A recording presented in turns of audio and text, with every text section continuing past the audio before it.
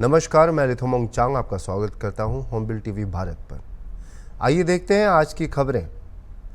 लोकसभा चुनाव के तीसरे चरण के लिए शोरगुल थमने से पहले भाजपा और कांग्रेस द्वारा पूरी ताकत के साथ जनता को अपने पक्ष में करने का प्रयास किया जा रहा है। इसी तारतम्य में आज कांग्रेस द्वारा प्रत्याशी देवेंद्र यादव के पक्ष में गांधी चौक से लेकर देवकीनंदन चौक तक रोड शो का आयोजन किया गया। इस दौरान प्रदेश प्रभारी मुख्य रूप से मौजूद रहे। कांग्रेस पार्टी द्वारा बिलासपुर लोकसभा चुनाव में युवा चेहरे के रूप में देवेंद्र यादव को उतारा गया है। वहीं पिछले लंबे समय से बिलासपुर लोकसभा सीट में जीत की आस लगाए कांग्रेस पार्टी बैठे हुए है, जिसे पूरा करने के लिए देवेंद्र यादव पूरी ताकत के साथ मैदान पर उतर चुके हैं। गुरुवार को प्रदेश प्रभारी के साथ देवेंद्र यादव ने रोड शो किया। इस दौरान शहर के गांधी चौक में शुरू होकर अलग अलग जगह से रोड शो गुजरा, जहां बड़ी संख्या में कांग्रेसी कार्यकर्ता और जनता मौजूद रही। मीडिया से बात करते हुए प्रदेश प्रभारी सचिन पायलट ने कहा कि प्रदेश में कांग्रेस के पक्ष में माहौल बनता दिखाई दे रहा है। युवा चेहरे के रूप में देवेंद्र यादव जनता का समर्थन पाने में सफल नजर आ रहे हैं। निश्चित ही यह चुनाव कांग्रेस के पक्ष में जाएगा। भारतीय जनता पार्टी बेबुनियाद और बेवजह की मुद्दों को उठाकर चर्चा को डाइवर्ट करना चाहती है। हम तो चाहते संवाद हो, विकास पे हो। छत्तीसगढ़ में 5 महीने में जो सरकार बनी है, कोई छाप छोड़ के नहीं गई है। पूरी पार्टी एकजुट है और हम चुनाव जीत कर है। तो देश के सबसे गरीब परिवार जो हैं, उन लोगों को प्रति वर्ष लाख रुपए क्यों नहीं दे सकते हम लोग? ये पैसा गरीबों की जेब तक पहुंचे। हमने कहा नरेगा में जो डेली भत्ता है 400 रुपए हो जाए। किसान एमएसपी पे कानून हम लोग बनाना चाहते हैं। किसान और गरीब की सेवा करना कांग्रेस का परम धर्म है। के साथ मिलकर एक रोड शो कर रहे हैं और शहर में बहुत अच्छा माहौल कांग्रेस पार्टी के पक्ष बन चुका है। मुझे खुशी है, हर वर्ग, मध्यम वर्ग, नौजवान, महिला, किसान, गरीब, बुजुर्ग, सबका आशीर्वाद मिल रहा है देवेंद्र यादव जी को। हमारे नौजवान प्रत्याशी हैं और आज प्रियंका जी की रैली हुई थी सिरमौरी में, कोरबा लोकसभा क्षेत्र में। बहुत उत्साह लोगों में था। लगातार हम लोगों का प्रचार आगे बढ़ रहा है और मैं ऐसा मानता हूं कि पहले 2 चरणों में काफी बढ़त कांग्रेस पार्टी के उम्मीदवारों को और इंडिया अलायंस के उम्मीदवारों को मिली है। भाजपा बौखलाई हुई है, ऐसे ऐसे भाषण दे रहे हैं, मैंने कभी कल्पना नहीं करी थी। मंगलसूत्र की बात करना, मकान छीन लेंगे, दहेज छीन लेंगे, इस प्रकार की बातें बड़ी बेबुनियाद हैं और शोभा नहीं देती। चर्चा और मुद्दे होने चाहिए जनता के, और हम लोगों का मैनिफेस्टो स्पष्ट रूप से कहता है कि किसान, नौजवान, हर वर्ग की हम सेवा करने के लिए तत्पर हैं। माहौल छत्तीसगढ़ में कांग्रेस के पक्ष में है और पूरे देश में भी कांग्रेस बढ़त मिलेगी। मैं मानता हूँ छत्तीसगढ़ में भाजपा से ज्यादा सीट कांग्रेस पार्टी जीत कर जाएगी। ये अगली खबर बलिया से है, जहां आगामी लोकसभा 2024 चुनाव को लेकर राजनीतिक सरगर्मी तेज है। जैसे जैसे चुनाव नज़दीक आ रहा है, वैसे वैसे चुनावी पारा चढ़ता जा रहा है। बलिया लोकसभा सीट के लिए अभी बड़े राजनीतिक दलों ने अपने अपने प्रत्याशी घोषित किए हैं। राजनीतिक हलचलें तेज हो गई हैं, लेकिन इस सीट से भारतीय जननायक पार्टी ने अपना उम्मीदवार घोषित वैभव सिंह को किया है। जननायक पार्टी ने कैप्टन वैभव सिंह को अपना प्रत्याशी बनाया है और उनका लोकसभा 72 के क्षेत्रों में दौरा तेज हो गया है। कैप्टन वैभव सिंह भारतीय जननायक पार्टी के राष्ट्रीय उपाध्यक्ष भी हैं और काफ़ी अरसे से समाज सेवा में सक्रिय हैं। उन्होंने बलिया में अपना चुनाव प्रचार तेज कर दिया है। वही असहाय हो या गरीब, उन सबको आर्थिक सहायता भी प्रदान करते हैं। उन्होंने इस मौके पर कहा कि बलिया में बेरोजगारी और शिक्षा का अभाव उनके चुनाव का प्रमुख मुद्दा है और यहाँ लोगों की जनप्रतिनिधियों ने ठगने का काम किया है। उन्होंने कहा कि बलिया के नौनिहालों को समुचित शिक्षा, सभी को बेहतर स्वास्थ्य सुविधाएं और युवाओं को रोजगार के लिए वो चुनावी संघर्ष कर रहे हैं। फिलहाल चुनाव को लेकर क्षेत्र में जनसंपर्क अभियान लोकसभा तेज कर दिया है और उस पर जुटे हुए हैं। उनका दावा है कि उन्हें युवाओं और लोगों का भरपूर समर्थन मिलेगा।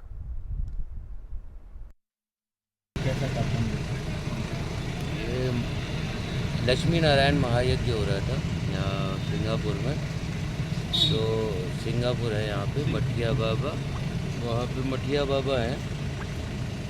उस जगह लक्ष्मी नारायण महायज्ञ के आयोजन था, मुझे निमंत्रण गया था, तो मैं वहीं पे होके आया हूँ। बाबा का आशीर्वाद लिया और यज्ञ में महाराज जी लोगों का आशीर्वाद लिया और उन्होंने आशीर्वाद दिया है कि मैं ऐसे ही अच्छे काम करता रहूँ और जहाँ तक भी हो, मैं बाबा का आशीर्वाद पाने के बाद बहुत धन्य हुआ, बहुत खुश हूँ। और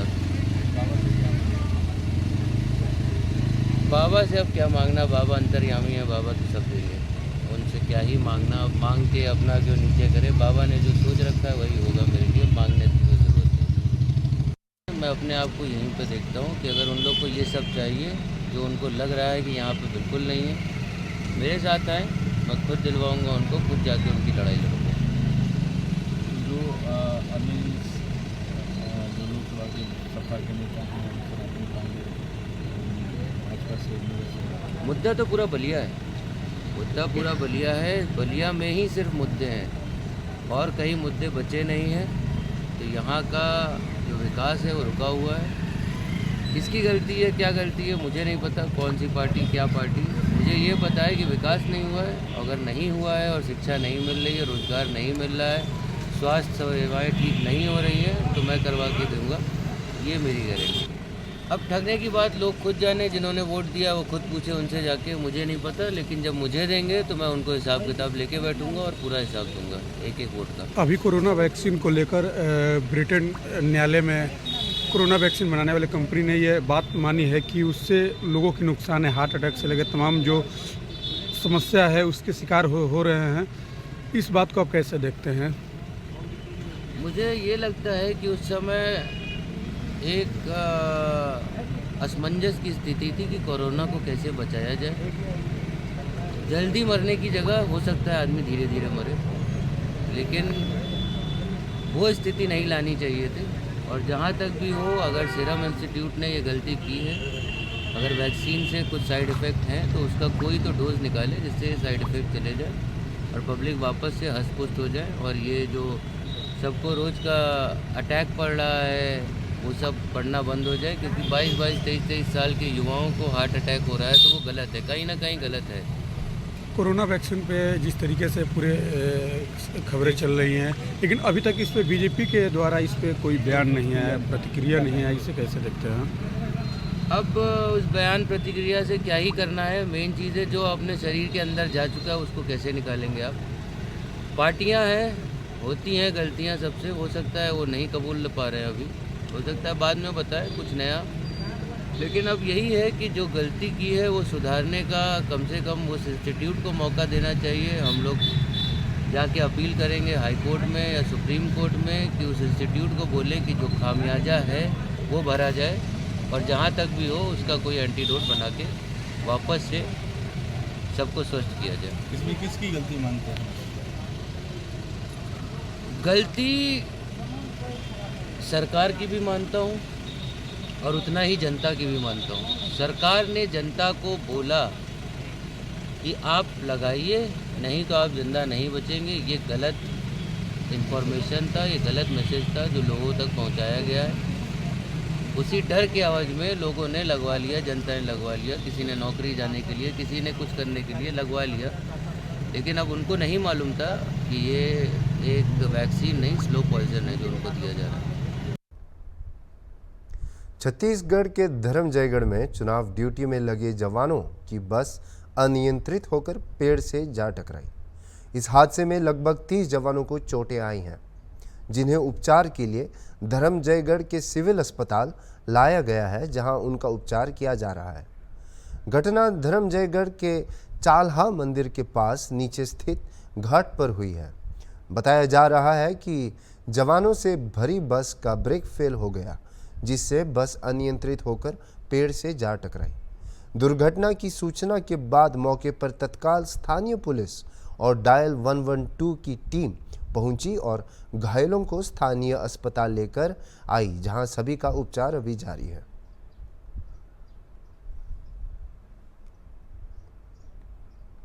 सुल्तानपुर से समाजवादी पार्टी ने भीम निषाद को पहले टिकट दिया, फिर टिकट काट दिया। इसके बाद भीम निषाद अपने समर्थकों को लेकर प्रदेश कार्यालय पर प्रदर्शन शुरू कर दिया। निषाद अखिलेश यादव से मिलना चाहते हैं। देखिए भीम निषाद का क्या कहना है इस हॉर्नबिल टीवी एक्सक्लूसिव पर। ये आज सुबह से आप धरना प्रदर्शन कर रहे हैं, क्या कारण है? क्या प्रदर्शन नहीं, अपना धरना है। ये मेरी पार्टी है, ये मेरा पार्टी कार्यालय मेरा भी। तो ये हुजूम जो है पार्टी कार्यालय पे अपने आप आया है कि भैया कारण क्या है, आपस नहीं हो रहा है। तो हमने कहा भाई आए हैं लोगों का मैंने भोजन पानी कराया, जैसे मानी जी भाव देते हैं लोगों का मैंने भी भोजन चाय सब कुछ कराया हूँ।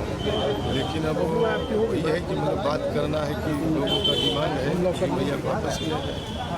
अभी तो मैंने नहीं कहा, नहीं तो कहता था 100 बस आ जाती नहीं।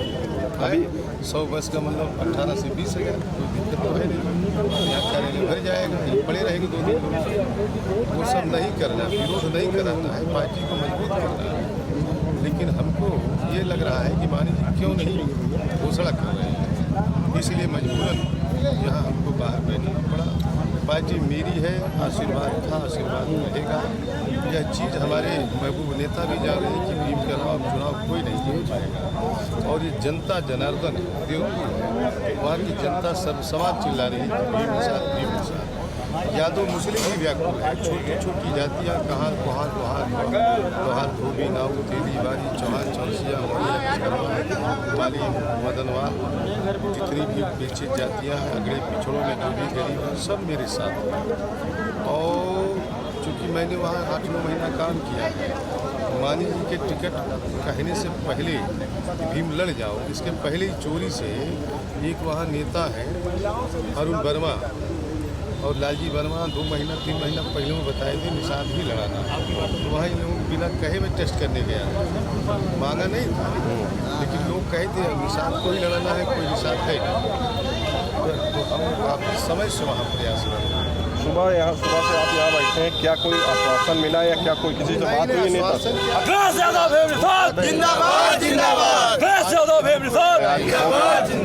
मानी जी हमको लड़ाएंगे, भरोसा है। अभी अरविंद बाबू के माध्यम से पूर्व सांसद हैं श्रद्धेय अरविंद सिंह, बात हुई है और बैठा था। अभी अंदर कह रहे हैं कि 9 बजे मानी जी आपको बुलाए।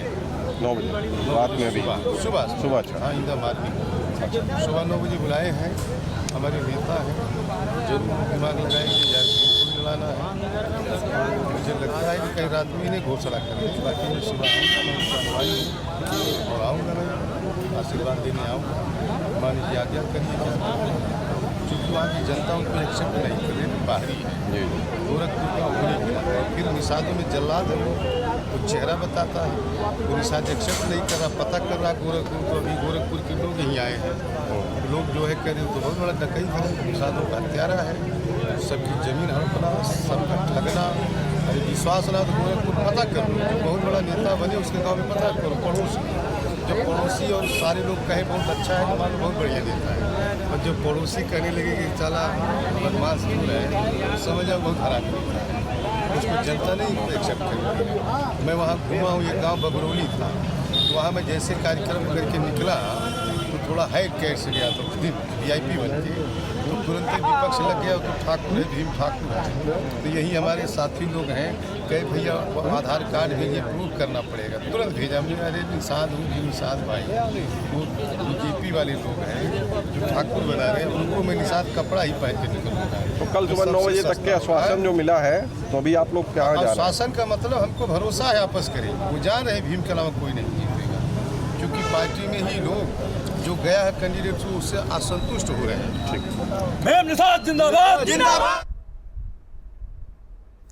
छत्तीसगढ़ के बलिया जिले में लोकसभा चुनाव ड्यूटी के लिए आए 11 केंद्रीय अर्धसैनिक बलों की कंपनियों के अफसरों के साथ आज पुलिस कंट्रोल रूम में जिले के पुलिस अधिकारियों के साथ बैठक आयोजित किया गया। बैठक में पुलिस अधीक्षक रायगढ़ दिव्यांग कुमार पटेल द्वारा सेंट्रल फोर्स के अफसरों को जिले की भौगोलिक स्थिति, मतदान केंद्रों, ऑब्जर्वर, निर्वाचन अधिकारियों की विस्तार पूर्वक जानकारी दिया गया। उन्होंने पैरामिलिट्री फोर्स, फोर्ट, के रुकने के स्थान, route plan, polling day duty और अन्य महत्वपूर्ण ड्यूटी को लेकर अफसरों से चर्चा किया और प्रशासन व पुलिस की तैयारियों की जानकारी दी गई। पुलिस अधीक्षक ने बताया कि चुनाव आयोग के निर्देशानुसार सामान्य और सर्वदनशील श्रेणी के मतदान केंद्र पर अर्धसैनिक बल और स्थानीय पुलिस की सुरक्षा व्यवस्था लगाई गई है। अधिकतर बूथों की सीसीटीवी लैस किया गया है और प्रशासन और पुलिस सभी विभागों के साथ कोऑर्डिनेशन बनाकर कार्य कर रही है। पुलिस अधीक्षक द्वारा चुनाव ड्यूटी में अर्धसैनिक बलों किसी भी प्रकार की समस्या ना हो, इसके लिए प्रशासनिक व पुलिस अधिकारियों के मोबाइल नंबर साझा किए गए। बैठक में headquarter DSP Akhilesh Kaushik, DSP traffic Ramesh Chandra, RI Amit Singh, निरीक्षक सीताराम ध्रुव, प्रशांत राव एवं 11 केंद्रीय अर्धसैनिक बलों के अधिकारी व जवान उपस्थित रहे। सीएपीएफ की टोटल 11 कंपनियां अपने रायगढ़ ज़िले में इलेक्शन के लिए आई हुई है। इलेक्शन पूर्ण रूप से निष्पक्ष, पारदर्शिता पूर्ण हो, ये सुनिश्चित करने के लिए आज उनका मीटिंग रखा गया था। उनको अपनी ड्यूटी के बारे में ब्रीफ किया गया है और हमारा पूरा प्रयास रहेगा कि पूरा इलेक्शन शांतिपूर्ण तरीके से संपन्न हो। तीसरे चरण के नामांकन के आखिरी दिन में कांग्रेस आलाकमान ने राहुल गांधी को रायबरेली से अपना उम्मीदवार घोषित किया है। उम्मीदवार घोषित होने के बाद कांग्रेस नेता राहुल गांधी ने अपनी मां सोनिया गांधी, बहन प्रियंका गांधी और राजस्थान के पूर्व मुख्यमंत्री अशोक गहलोत समेत कई बड़े नेताओं की मौजूदगी में अपना नामांकन दाखिल किया। कहा जा रहा है कि कांग्रेस नेताओं और रायबरेली की जनता की मांग पर राहुल गांधी को मैदान में उतारा गया, लेकिन गांधी परिवार का सदस्य नहीं होने के कारण कांग्रेस ने केएल शर्मा को अमेठी से अपना उम्मीदवार बनाया है। सवाल उठ रहा है कि गांधी परिवार के किसी सदस्य को अमेठी से उम्मीदवार न बनाकर केएल शर्मा पर दांव क्यों लगाया गया, जबकि यह सीट गांधी परिवार की पारंपरिक सीट रही है। होमबिल टीवी ने लोगों से जानने की कोशिश की है कि रायबरेली को प्यार और अमेठी को नकारने से चुनाव में किसे फायदा होगा या नुकसान। जनता की राय सुनिए। दो बहुचर्चित सीट थी, जिनमें से एक रायबरेली थी और एक अमेठी। कयास लगाए जा रहे थे कि दोनों ही सीटों से कांग्रेस के राहुल गांधी या प्रियंका गांधी चुनाव लड़ेंगे, लेकिन जो सुबह सूची जारी हुई है उसमें रायबरेली से कांग्रेस के जो पूर्व अध्यक्ष हैं राहुल गांधी, उनको प्रत्याशी बनाया गया है। वो आज अपना नामांकन भी कर रहे हैं और जबकि अमेठी जो हॉट सीट थी वहाँ पर केएल शर्मा को वहाँ पर प्रत्याशी बनाया गया। हम लोगों से बात करेंगे जो परंपरागत गांधी परिवार की सीट थी, आखिर अमेठी से मोह भंग क्यों हो गया कांग्रेस का, इसी मुद्दे पर लोगों से बात करेंगे। सर, क्या नाम है आपका? ध्रुव नारायण सिंह। ध्रुव जी, आपने काफ़ी चुनाव देखे होंगे और देखा ये भी होगा कि कांग्रेस की जो गढ़ रही है, परंपरागत सीट रही है अमेठी और रायबरेली, वहाँ पर एक तो आज नामांकन का आखिरी दिन था, इतनी लेट लतीफ़ी क्यों हुई? और दूसरी जो परंपरागत सीट थी रायबरेली और अमेठी से कांग्रेस का, गांधी परिवार का कोई कैंडिडेट क्यों नहीं खड़ा हुआ? इसके पीछे की वजह आप क्या मानते हैं अपने तजुर्बे के वजह? का मेन वजह यह है कि कांग्रेस का जो लोकल मैनेजमेंट है वो बहुत कमज़ोर है। इनके पास युवा कार्यकर्ताओं का अभाव है। जो भी हैं वो एक्सपायरी डेट हैं और उनके बस का नहीं है कि वो लोकल स्तर पे बूथ मैनेजमेंट कर सकें, जिसकी वजह से इन्हें हर जगह शंका है कि हम जीत नहीं सकते। जिस तरह से आज राहुल गांधी का रोड शो चल रहा है, जितनी वहाँ पे भीड़ वहाँ पे जुटी हुई है, उससे कांग्रेसियों में एक नया उत्साह है। कांग्रेसी जो कार्यकर्ता थे, जो बूथ लेवल के कार्यकर्ता, उन्हीं की डिमांड थी कि गांधी परिवार का कोई कैंडिडेट खड़ा हो और यही वजह कि आज सूची जारी हुई तो कांग्रेसियों में एक नया जैसे नहीं जोश आ गया है, काफ़ी भीड़ वहाँ उमड़ रही है। नहीं है, जब आप ग्रामीण अंचलों में जाएंगे जहाँ चुनाव हो रहे हैं, वहाँ स्थितियाँ इसके विपरीत हैं। क्या विपरीत है? विपरीत यही है कि वहाँ गिने चुने लोग तो जुट रहे हैं पार्टी के, लेकिन लोकल स्तर के लोग सपोर्ट नहीं कर रहे हैं। क्या आपका मानना है जिस तरह से जो एमपी के पूर्व मुख्यमंत्री हैं अशोक गहलोत है या प्रियंका गांधी हैं, वहाँ पे जो आज रायबरेली में हो रहा नामांकन, वहाँ के लोकल स्तर पे कोई नेता नहीं है, यही कुछ कहना चाह रहे हैं क्या आप? लोकल स्तर पे जो यंग ब्लड आना चाहिए था वो है ही नहीं है इस कांग्रेस के पास। जो 2-4 थे भी वो भी पार्टी छोड़ के बाहर चले गए हैं। कितना प्रभाव डालेगा फिर राहुल गांधी के लिए? राहुल गांधी के लिए अब आने वाला दिन बहुत टफ है।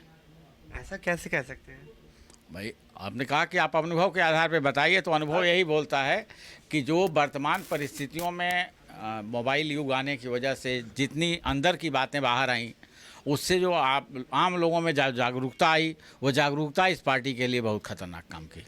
देखिए, जो जागरूकता आई है और कांग्रेस के लिए काफ़ी नुकसान है, और जैसा कि उन्होंने बताया अपने तजुर्बे के हिसाब से ही बताया है कि राहुल गांधी के लिए ये चुनाव फिलहाल टफ होने जा रहा है। और भी लोगों से बात करेंगे। क्या नाम है आपका? नितिन सिंह। नितिन जी, जिस तरह से ये चुनाव काफ़ी आप देख रहे थे, काफ़ी चीज़ें यहाँ पे निकल के आई, और अमेठी और रायबरेली की बात करें तो यहाँ की जो जनता थी वो डिमांड कर रही थी कि गांधी परिवार से कोई कैंडिडेट खड़ा हो, और यही वजह है कि लोगों की डिमांड पर ही आज रायबरेली से नामांकन कर रहे हैं राहुल गांधी और अमेठी से केएल शर्मा। कितना प्रभाव या क्या लगता है भाजपा के आगे टिक पाएगा जो इंडिया गठबंधन के प्रत्याशी राहुल गांधी या केएल शर्मा? देखिए, मेरा अपना मानना ये है कि अमेठी और रायबरेली की बात अगर की जाए तो सन 47 से लेकर के आज तक ये कांग्रेस की हॉट सीट रही है। इनके परिवार के लोगों ने ही हमेशा जो है इसका रिप्रेजेंटेशन किया है लोकसभा में। इतना लेट से क्यों? संशय कहाँ थी, शंका कहाँ थी?